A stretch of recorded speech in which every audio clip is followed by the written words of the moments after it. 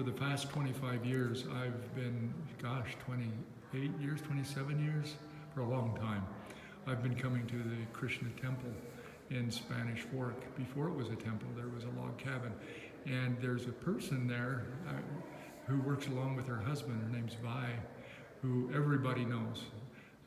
People hear about her husband in other places, but when they come to the temple, Vi is the backbone and the bronze behind what's going on. And so I'd like to continue with the questions with my second person, and that would be Vi. And this is the wife of Charu, who we've interviewed first. And I'm going to ask you the same 3 questions that I asked your husband. And the first one is, currently, what are your dreams or your aspirations or your hopes? If you have some type of wishes or hopes for your own life or for humanity, or people often assume that I have dreams that are specific, like I would like this or like that. Idea is, my only desire has ever been to serve God, to be honest. And I just try not to get in his way. So I have a lot of ideas as far as what we can do in a certain situation. And I make my proposals. And then it's up to Krishna, which is our Indian name for God. If he wants it, then it'll work out. If he doesn't, then that's fine too. So it's a kind of detachment that comes from the teachings in the Gita. Success, failure, happiness, distress, fortune, misfortune. You're not disturbed by those things. And actually, it is a real development of consciousness that you have over the years of practice, so that you accept his grace. And so, yeah, I have lots of ideas. Specifically, I'm building a temple, I'm trying to establish a community. Now I'm trying to, because my husband and I are getting older, we're trying to find a replacement to cover the duties that we've performed over the years. And we're doing our best to do that, but in the end it's up to Krishna.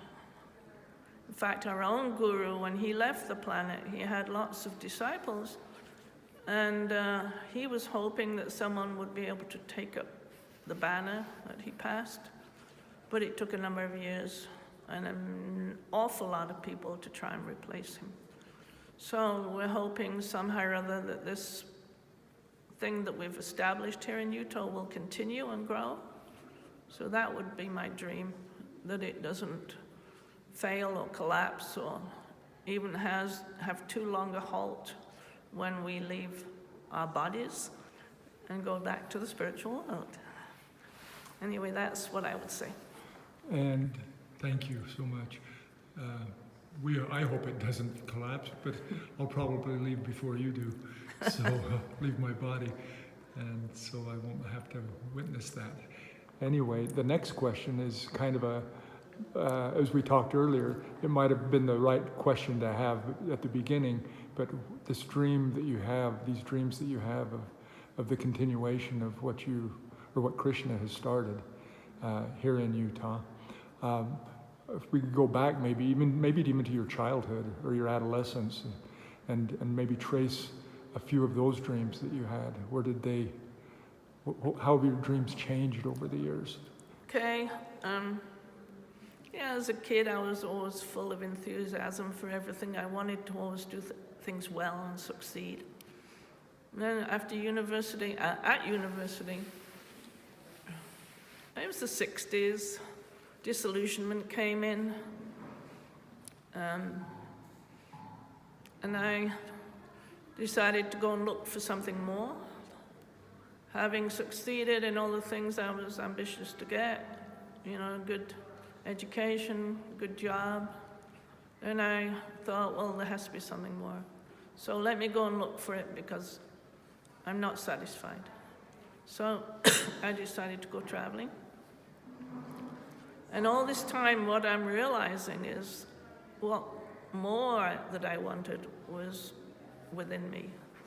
It was not something I could find by running around the world, which I did. I went around the world a couple of times, and I saw so many incredible places and things and people. But as I was crossing a huge desert in Australia, seeing myself as a little blip on the radar, I realized, let me turn around, go back, and find out about spiritual affairs, because I'd already come in contact with the people eventually I spent my life with spiritually. And I saw there's something more, which was a spiritual thing from within. So then I determined that this would be for the rest of my life. I would commit myself to spiritual realization, to understanding the purpose of life, and helping others do that as much as I was able, as much as I was qualified. So I never had any other motivation, really. And the results of the specifics didn't matter much any longer, but just simply the determination to serve and to know God, I guess. Wow. It's fun to listen to this because I've heard variations of what you've said as in conversations, but it's fun to feel it all be put together. Now, so the last question is, do you have any advice, or what advice would you give to people who are just starting out in life? Maybe where you were as a teenager in the 60s, people starting out, trying to make their way in the world, or beginning? Okay. Well, we have hundreds of, maybe thousands of young people come through here. A lot of them come to do service, they come for field trips at schools and so on. They come to enjoy the situation. They love this place. It's a great fun place. It's a beautiful place. And they also learn whatever we teach them. We try and dovetail it with an internal realization, so they become more aware of why they're here and what they're doing. So I do try and guide them to see something more than the external. We don't focus on the material. Of course, everyone should be encouraged to be successful materially, do a good job, have a good education and so on, bring up a good family, teach values, that's all necessary.